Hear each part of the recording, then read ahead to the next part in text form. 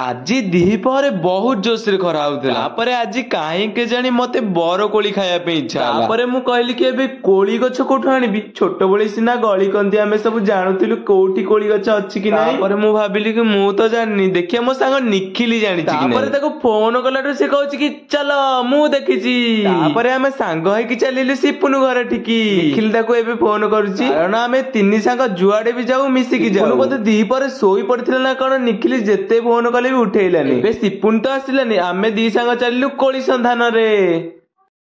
Finally ଆସିକି ଆମେ କୋଳି ଗଛରେ ପହଞ୍ଚିଗଲୁ। ତ ନିଖିଲି ଏପଟେ କୋଳି ପାରୁଛି, ଦେଖିପାରୁଥିବେ। କୋଳି ଗୋଟେଇ ଗୋଟେଇ ପାରୁଛି, ତାପରେ ତଳୁ ଯାଇ ଗୋଟେଇ ଖାଇଦଉଛି। ନିଖିଲି ଆଙ୍କୁଳି ଲଗେଇକି ପାରୁଥିଲା, ମୁଁ ଗୋଟେଇ ଖାଇଦଉଥିଲି ତାର। ଆମେ କୋଳି ଖାଉଛୁ ଯେ ଏଇ ଗଛଠୁ ଏପଟକୁ ମୋର, ଏଇ ଗଛଠୁ ଏପଟକୁ ତାର। ମାନେ ଏପଟକୁ କୋଳି ପଡିଲେ ସିଏ ନେଇଯିବ, ଏପଟକୁ କୋଳି ପଡିଲେ ମୁଁ ନେଇଯିବି। ତ ନିଖିଲି କେମିତି ପାରୁଛି, ଯୋଉଟା ପାରୁଛି ସେଇଟା ଗୋଟେଇ ଦଉଛି। ତାପରେ ମୁଁ ଏଠି ଆଙ୍କୁରି ଲଖେଇ ଦେଇଛି, ତ ଚାଲ ହଲେଇବା ଦେଖି କୋଳି ପଡୁଛି କି ନାହିଁ।